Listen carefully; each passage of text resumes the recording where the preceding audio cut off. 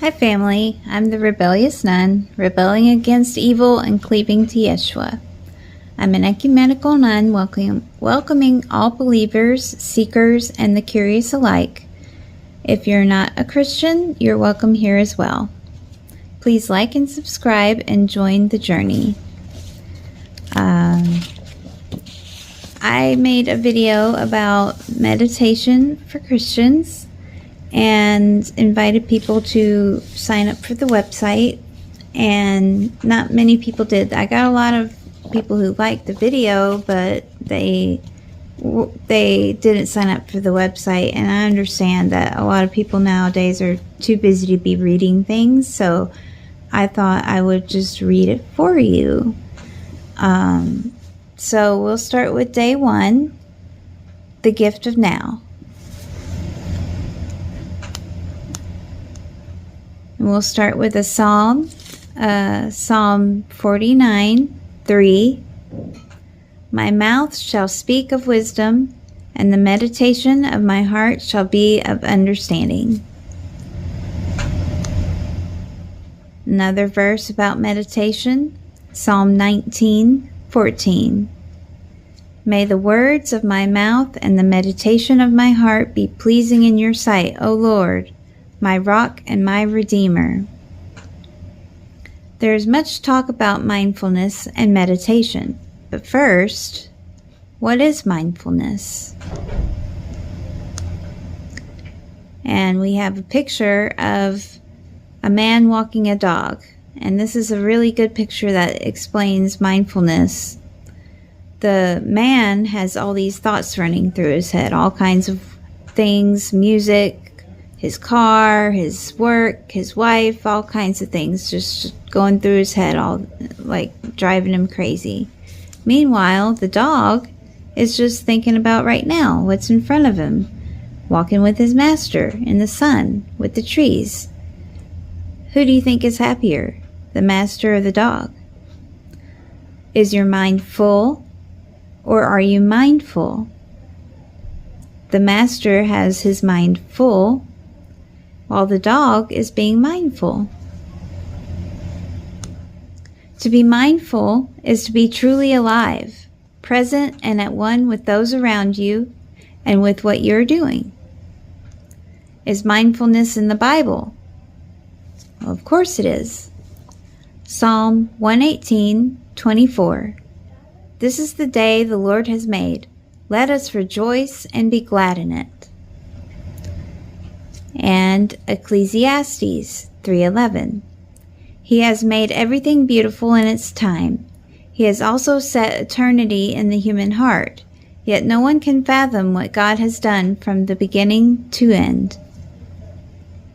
Matthew 6:34. Therefore, do not worry about tomorrow, for tomorrow will worry about itself. Each day has enough trouble of its own. And James 4:14. Why you do not even know what will happen tomorrow? What is your life? You are a mist that appears for a little while and then vanishes. Mindfulness alone is insufficient. There must also be compassion. However, mindfulness is necessary to find compassion. After all, how can I see the suffering of others if I am blinded by my own suffering, lost in regret of the past and fear of the future? By living in the present moment, we can begin to see. Colossians 3:2-3. Set your minds on things above, not on earthly things, for you died, and your life is now hidden with Christ in God. And this is a really great picture that shows the kind of times we're living in right now. We are so attached to our phones, to our technology, to screens, to distractions. And this man, this is a great illustration of his hands are completely bound by that charger cord for that phone. And I just love that picture. It's so telling of today. So why is living in the present moment so difficult?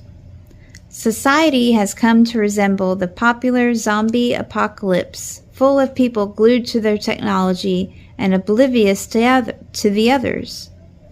This is because today's worldly distractions allow us to ignore truths that we would rather not face.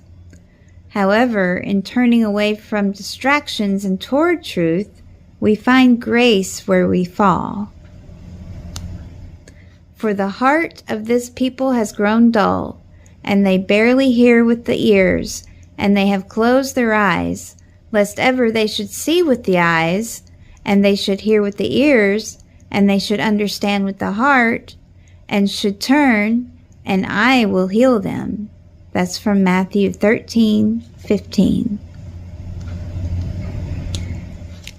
And another good picture. This one is a little girl trying to get her father's attention, but he's too caught up in his phone. She's got her megaphone in his ear, but he can't even hear her. So the exercise for today, day 1, is to practice turning off technology and paying attention to your surroundings. Step outside. Notice the cool air in your nostrils as you breathe, the fall colors of the trees, and the sound of leaves rustling in the breeze. Hold the hand of your loved one and invite them to experience the present moment with you. The present moment is God's gift to us. It would be rude not to open it and share it.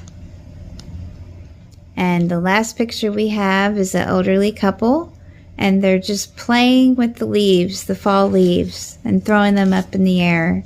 And that's a wonderful example of how to share the present moment with your loved one. So, with that, I would like to close in prayer.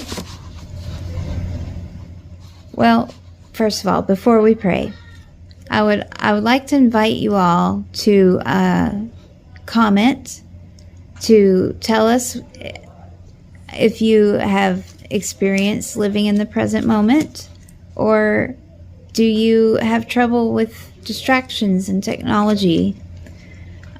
Do you feel like technology helps you or hinders you?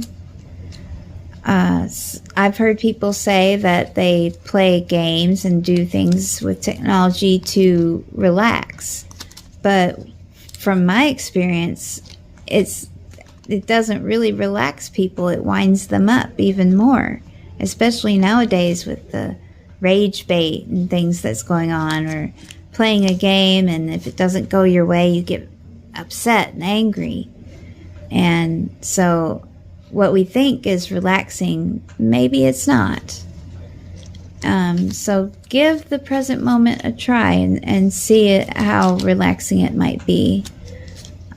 Sometimes at first you might have some thoughts running through your head, like racing thoughts or just worries about everything, but you can not deny those things, but just set it aside, just for now,